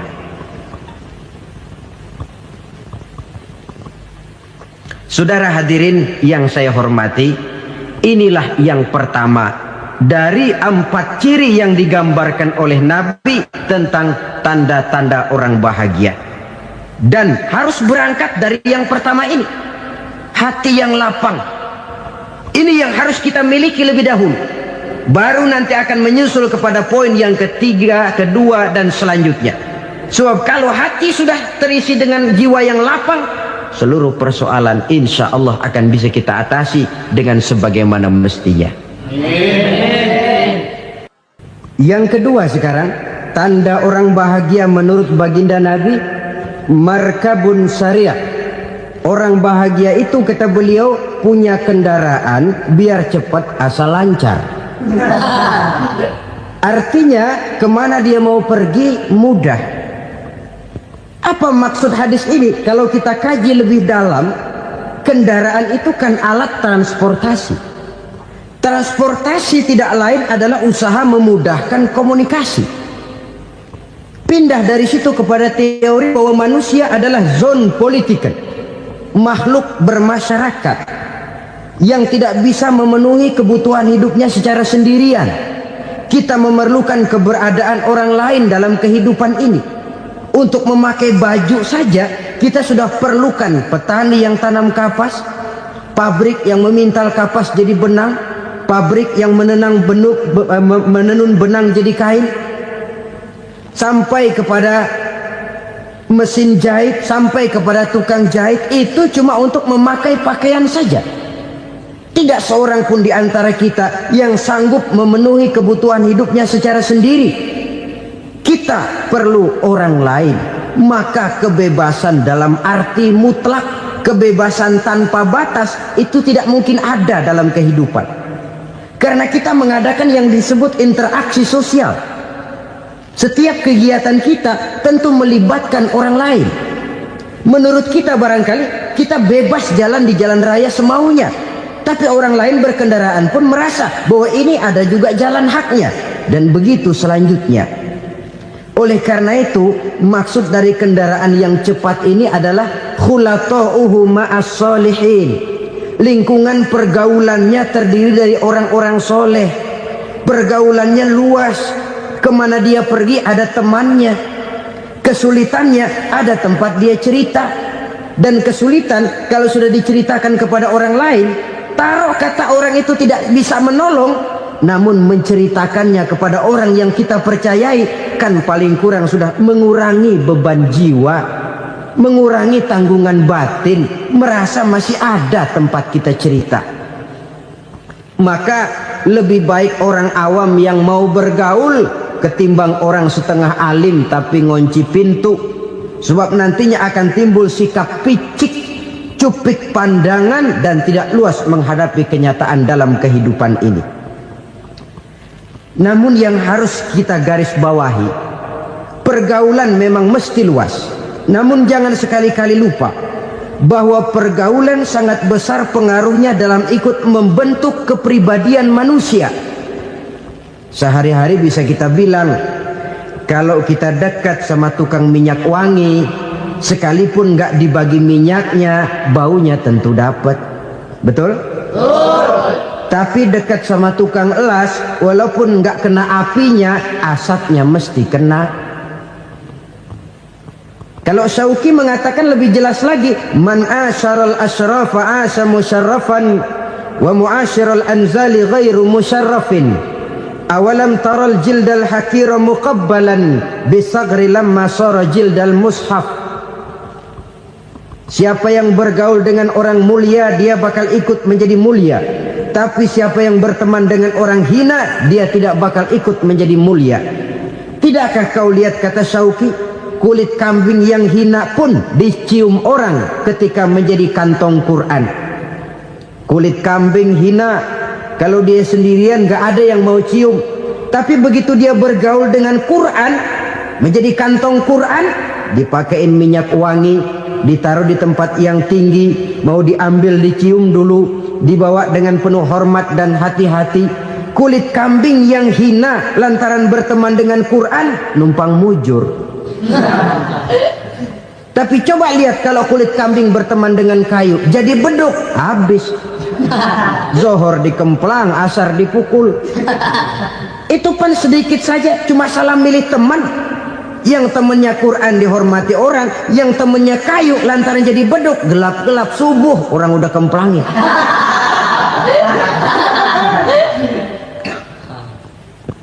Maka terutama kepada adik-adik remaja yang masih mencari identitas diri, yang ibarat kaset masih kaset kosong, mudah diisi oleh apapun, pandai-pandailah memilih teman dalam bergaul.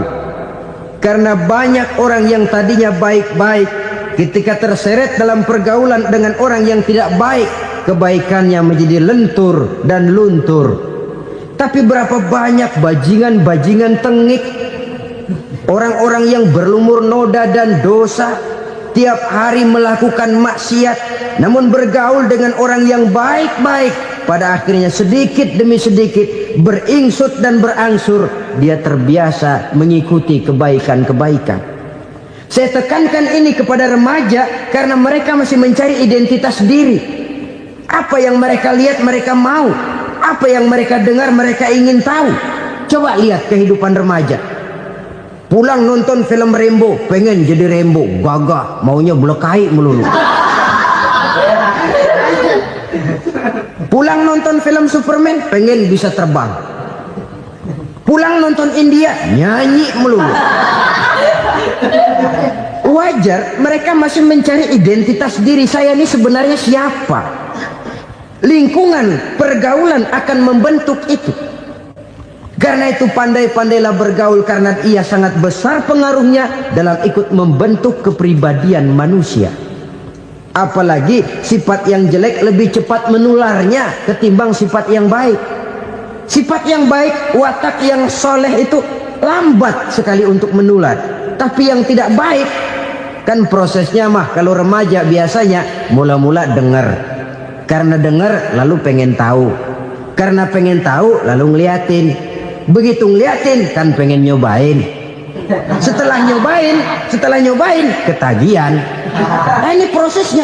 Yang namanya ganja, morfin, narkotik, awalnya kan begitu.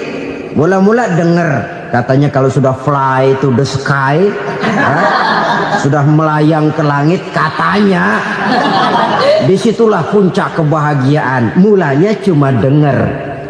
Karena dengar pengen tahu. Karena pengen tahu lalu ngeliat, kumpul sama orang yang suka ngeganja. Setelah ngeliat, nah pengen ngerasain. Begitu ngerasain enak juga, ketagihan. Kalau sudah ketagihan jadi penyakit kronis, bisa merembet kepada yang lain. Iya, kalau orang tuanya mampu untuk beli morfin, beli ganja. Kalau tidak kan pikirannya ngayap, jemuran siapa ya gue sabet. Timbullah perbuatan-perbuatan negatif yang bermula dari salah pergaulan.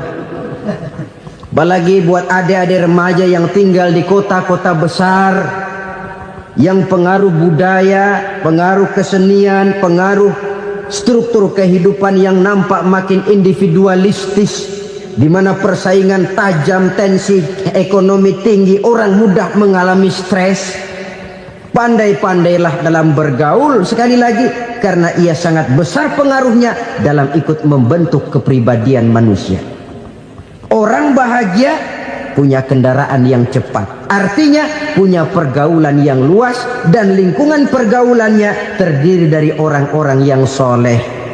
Kemana dia pergi ada teman, kesulitannya ada tempat dia cerita. Tapi kalau sudah menyendiri, hidup sendiri, kesulitan dipikiri sendiri, bisa mati belum waktunya.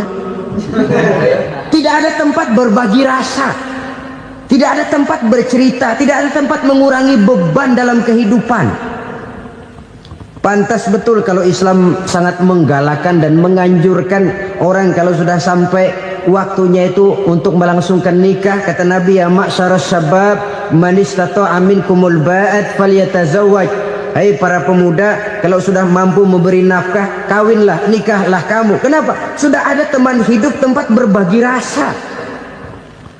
Kesulitan kalau ada tempat cerita akan lebih ringan ketimbang kita telan sendiri, walaupun bobot kesulitannya sama beratnya. Saudara-saudara kaum muslimin rahimakumullah, inilah ciri yang kedua, punya kendaraan biar cepat asal lancar. Kemana kita mau pergi gampang. Dengan kata lain, setelah hati yang luas, pergaulan yang luas. Dua. Yang ketiga sekarang, tanda orang bahagia itu menurut Nabi, misbahun mudhi'un, punya lampu yang terang. Oh, itu enggak problem. Sekarang sudah zamannya listrik masuk desa, Pak. Lampu sudah terang semua. Betul, kalau itu yang dimaksud. Tapi tidak cuma itu. Karena lampu yang dimaksud di sini, lampu yang akan menerangi seluruh perjalanan hidup. Dan perjalanan hidup itu sudah dimulai sejak kita terlahir ke alam ini sampai masuk ke alam barzah, kumpul di padang mahsyar sampai ke akhirat. Lampu yang menerangi itu yang diperlukan. Kalau lampu, katakanlah yang paling top sekarang kan lampu jenis Mercury. Taruhlah itu di rumah kita, dia cuma menerangi rumah kita, menerangi hati pun tidak sanggup. Bila kita masuk ke alam barzah, alam kubur, sanggupkah si Mercury yang begitu terang menerangi alam barzah kita? Tidak sanggup lagi. Sanggupkah lampu yang ratusan watt, bahkan puluhan ribu watt menerangi kehidupan di padang mahsyar? Tidak akan sanggup lagi. Kalau demikian, yang dimaksud lampu yang terang di sini apa? Tidak lain amal soleh, kebajikan yang kita lakukan dalam hidup. Itu yang akan jadi lampu penerang. Di dunia nama kita akan terang. Jasad kita boleh hancur terkubur tanah, tapi nama kita akan dikenang orang. Begitulah kalau orang meninggalkan kebajikan dalam hidup seperti sekarang. Ribuan orang tiap saat berziarah ke kubur Imam Syafi'i, ke kubur Imam Malik, ke kubur Imam Ghazali, ke kubur orang yang baik-baik, orang yang soleh-soleh. Kebajikannya yang ditinggalkan, yang mengukir namanya dengan tinta emas. Sehingga saudara sudah terbaring di alam kubur, orang lewat, Allah, ini kuburannya Fulan bin Fulan, dulu ini kebaikannya Masya Allah, saya ikut merasakan. Mari kita mampir sebentar, kita Fatihah. Mohon disampaikan Allah pahalanya kepada almarhum. Al-Fatihah. Itu kalau orang baik-baik. Lalu saudara tanya, Pak, orang mati dikirimin Fatihah apa nyampe pahalanya? Saya jawab, kalau saudara nggak percaya, mati dulu dah. Nanti saya Fatihain, tungguin di sana. Umpama nggak sampai, balik lagi kemari. Sekarang ini kan maunya otak-otakan saja. Kalau nggak masuk otak, nggak percaya. Padahal alam gaib itu nggak bisa diotak-otakin. Sama saja dengan saudara pernah dengar cerita kapal Tampu Mas tenggelam kan? Pernah nggak? Di mana? Ya, di laut Masalembo. Begitu ke Tampu Mas tenggelam, ratusan penumpang itu terjun ke laut, dipermainkan gelombang, berjuang menghadapi maut itu. Orang lagi timbul tenggelam di lautan, dihantam ombak, kita tengokin pakai helikopter. Pak, lagi timbul tenggelam ya? Iya, tolongin. Jangan khawatir Pak, nih saya kirim intan Pak, harganya 10 juta. Kira-kira orang yang timbul tenggelam di laut seneng nggak? Kan mahal toh intan 10 juta. Kenapa dia nggak senang? Karena intan 10 juta dalam kondisi seperti itu tidak sanggup menyelamatkan dia. Dia akan girang kalau dikirimin ban mobil bekas, dikirimin papan terentang atau bambu. Intan yang 10 juta dia nggak girang. Ban mobil bekas yang 1000 perak, tuh pegang, itu yang dia girang betul. Inilah sebabnya Nabi berkata, mal mayyitu fi qabrihi illa kal ghariqil mutaghawwis. Orang yang meninggal di alam kuburnya seperti orang timbul tenggelam di lautan. Yantaziru da'watan min ahli, menunggu doa dari keluarganya yang masih hidup. Duh, bapak saya sudah meninggal, saya sayang benar sama dia. Kirimin kulkas ke kuburannya Itu sama saja dengan tadi orang tenggelam di lautan dikirimi intan yang harganya 10 juta, ndak sampai. Begitulah kalau kebajikan yang kita tinggalkan dalam hidup, sudah mati pun kubur kita masih diziarahi orang. Tapi kalau jahat yang kita tinggalkan, boro-boro lah orang mau doa lewat dekat kuburan kita juga serem. Tuh bajingan no, dulu mati dipendem di situ tuh. Jangan lewat situ, ntar kesurupan, jangan. Lewat saja orang ngeri. Konon lagi membacakan Fatihah dan mengirimkan doa. Hidup pada hakikatnya adalah kesempatan untuk berbuat baik. Maka sekali kesempatan itu diberikan, manfaatkan dengan sebaiknya. Sebab kesempatan kedua tidak akan pernah ada. Kesempatan berbuat baik di sini, di akhirat sudah pembalasan namanya. Sekali kesempatan itu dicabut, dia tidak akan pernah dikembalikan lagi. Kata Iqbal, hidup tidak mundur ke belakang, Bung. Berhenti diinjak orang, mundur hancur. Tidak ada kata mundur dalam hidup ini. Berhenti diinjak orang, mundur kecebur. Tidak ada kata lain. Harus maju dalam kehidupan, dalam artian yang positif. Hidup adalah kesempatan untuk mengumpulkan kebajikan yang sebanyak-banyaknya. Di situ nilai daripada manusia. Sekarang ini memang nggak kelihatan kok, orang yang banyak pahala sama yang banyak dosa nggak kelihatan kok. Barangkali kalau habis bikin dosa palanya pada benjol, mungkin orang takut sama dosa. Tapi sekarang sama saja, orang yang banyak dosa dengan yang nggak banyak dosa jalan bareng dari belakang, sama, nggak kelihatan beda. Tapi ada waktunya di mana pahala memegang peranan, di mana dosa diperlihatkan. Sama saja kalau kita bawa mobil siang, lampu kan nggak begitu berfungsi. Apa lalu bilang, alah ini lampu berat-beratin, copot-copotin aja dah. Tidak perlu begitu. Kenapa? Pada suatu saat malam senja akan datang. Bila matahari terbenam, senja pun datang, gelap mulai merayap, disitulah baru terasa perlunya lampu. Pahala begitu. Sekarang orang yang nggak ada pahalanya nggak kelihatan dalam kehidupan. Tapi pada suatu saat senja kehidupan akan datang. Ajal merenggut nyawa, malam merayap, dan hidup mulai diliputi kegelapan di alam barzah. Dikala itu kalau nggak punya lampu, alangkah malangnya kita. Sebab amal yang baik, kata Nabi, di alam barzah itu akan diciptakan menjadi perempuan yang cantik menemani kita. Amal yang jahat akan menjadi orang yang paling jelek nemenin kita. Sudah di tempat gelap yang nemenin jelek.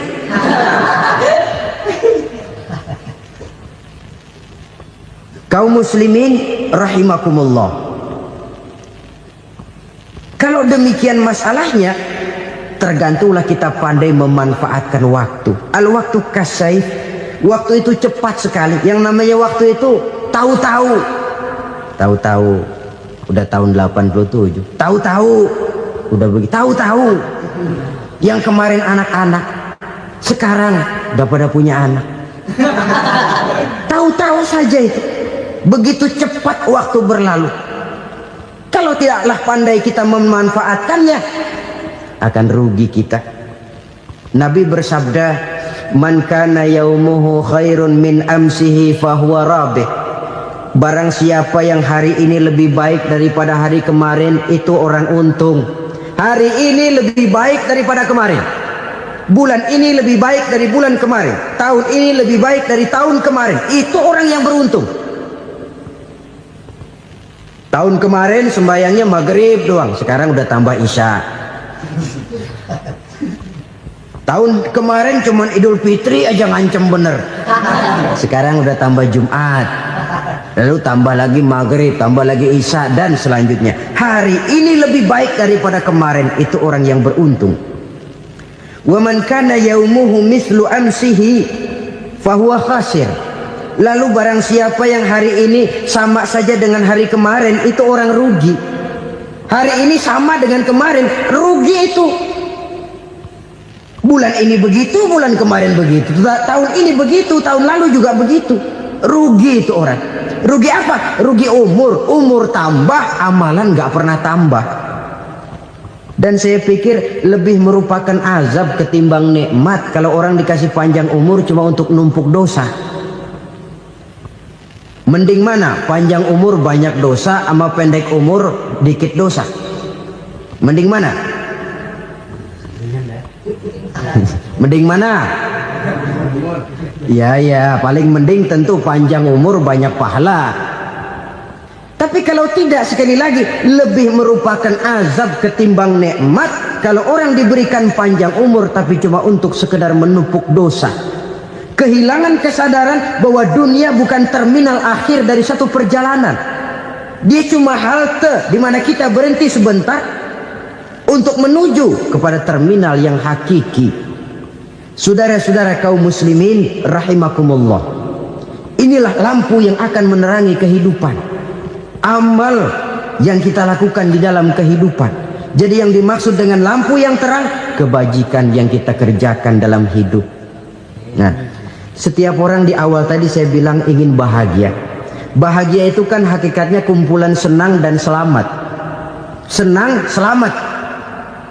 Apa bedanya? Senang tapi tidak selamat, nggak bahagia. Selamat tapi nggak senang, nggak bahagia orang. Contoh, kalau orang korupsi, duitnya banyak, senang dia, tapi keselamatannya. Ada tentara baris di samping rumahnya udah bingung, padahal tentara latihan. Tentara cuma latihan, dia bingung. Senang, tapi karena keselamatannya tidak terjamin, dia tidak bahagia. Sebaliknya pegawai negeri jujur benar, cuma segaji-gajinya. Selamat, nggak korupsi, tapi melarat, ya nggak bahagia juga, kurang senang. Kesenangan dan keselamatan untuk dunia saja, ya sekali lagi, kalau cuma sekedar untuk dunia saja, bisa dibeli pakai uang. Bisa dibeli pakai uang. Saudara ingin selamat, bisa dibeli pakai uang. Saudara ingin senang, bisa dibeli dengan uang. Tapi setelah mati, masuk ke alam barzah, habis kekuasaan uang. Nggak bisa lagi beli keselamatan pakai uang. Tidak mungkin lagi membeli kesenangan dengan uang. Di situ pahala yang megang peranan. Makin banyak pahala, makin banyak saham untuk membeli kesenangan dan keselamatan, untuk memperoleh yang namanya bahagia. Dan jangan lupa loh, di alam barzah kita nggak sebentar, menunggu datangnya kiamat. Loh iya, kalau kita begitu dikuburin terus kiamat datang, untung. Tapi kalau masih harus 1000, 2000, puluhan ribu tahun yang akan datang, dalam satu penantian yang begitu lama, tanpa saham untuk memperoleh kebahagiaan, satu kemalangan yang tidak ada pernah putus-putusnya. Janganlah tergelincir oleh kebahagiaan sebentar yang menipu dengan mengorbankan kebahagiaan hakiki yang berjangka panjang. Apa artinya senyum sejenak kalau harus ditebus dengan tangis seumur hidup? Biarlah kita minum jamu, pahit memang, getir memang, tapi kan besok badan sehat. Daripada sekarang minum sirup, manis memang, enak memang, tapi bibir pada jontor besok. Sirawan, batuk, nggak karu-karuan. Banyak orang tertipu oleh kesenangan yang sebentar. Padahal laisa kullu ma yalma'u zahaban. Belum tentu semua yang berkilat itu emas. Belum tentu semua yang gemerlap itu intan. Karena itu, marilah manfaatkan kesempatan yang diberikan Allah ini untuk mengumpulkan kebajikan yang sebanyak-banyaknya. Yang terakhir sekarang, yang keempat, tanda orang bahagia kata Nabi. Zaujatun salihah. Orang bahagia itu tanda yang keempat kata Nabi, punya istri biar cakep asal taat. Sudah surga itu kita. Cakep taat. Istri kayak gitu, kalau belum mati jangan dikuburin dulu. Sudah cakep taat lagi. Tapi kadang-kadang enggak, udah jelek ngadat melulu. Apa yang mau dipilih? Sebab itu Quran mengatakan istri pakaian untuk suami, suami pakaian untuk istri. Kenapa suami istri diibaratkan pakaian? Alangkah tingginya gaya bahasa Quran ini. Suami istri teman hidup, hidup perjalanan panjang. Sejak kita dalam rahim sudah ada hidup kan di sini. Sampai ke alam dunia, masuk ke alam barzah, kumpul di padang mahsyar, sampai menuju akhirat, itu perjalanan hidup.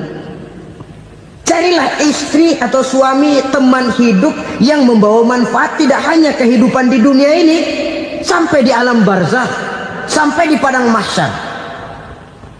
Suaminya mungkin meninggal lebih dulu atau istrinya mungkin meninggal lebih dulu, tapi suami atau istri yang masih hidup berbuat kebajikan.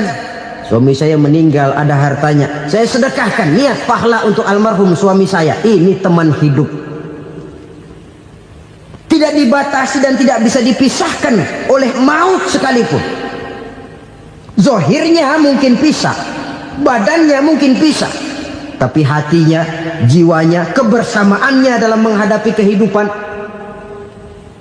Karena itu saudara-saudara, bahasa Quran indah. Suami istri diibaratkan seperti pakaian. Apa fungsi pakaian? Pertama, pakaian jadi kebanggaan. Artinya suami harus menjadi kebanggaan istri, istri harus jadi kebanggaan suami. Yang kedua, pakaian itu kan fungsinya menutup aurat. Artinya sesama suami istri harus saling menjaga kekurangan masing-masing. Jangan malah sesama suami istri saling membongkar rahasia dan aibnya sendiri-sendiri. Istrinya diceritain jeleknya di mana-mana, atau suaminya dibongkar rahasianya di pasar umum. Itu sudah tidak lagi berfungsi sebagai pakaian. Kenapa semua ini diperlukan? Karena kita menyadari bangsa yang baik terdiri dari masyarakat yang baik. Masyarakat yang baik merupakan susunan dari warga yang baik. Warga yang baik adalah terdiri dari rumah tangga yang baik. Dan rumah tangga yang baik merupakan susunan dari pribadi yang baik. Dari situ langkah dimulai. Membangun satu bangsa yang baik diawali dengan membangun rumah tangga yang baik, dengan menciptakan pribadi-pribadi yang baik. Sehingga dari sini diharapkan berkembanglah nilai-nilai kebaikan. Orang akan bahagia mempunyai istri yang soleh. Kenapa? Tidak ada seorang suami bisa sukses jadi apapun dia, apapun profesinya. Dokterkah, kiaikah, mubalikah, petanikah, pengusahakah, pejabat tinggikah, tidak ada seorang suami yang bisa sukses tanpa peran serta istrinya. Walaupun memang peranan itu tidak begitu kelihatan, tapi sangat menentukan. Karena itu, saudara hadirin yang saya hormati, Islam sangat menghargai kaum wanita, memberikan kedudukan yang tinggi sepanjang tidak mematikan kodrat kewanitaannya. Nah, kalau sudah kesuksesan ini diawali dari rumah tangga, karier di masyarakat mudah untuk dikejar. Tapi keberantakan di rumah tangga merupakan kegagalan pertama di tempat lain. Nah, inilah saja yang dapat Al-Fakir sampaikan pada pertemuan kali ini. Terima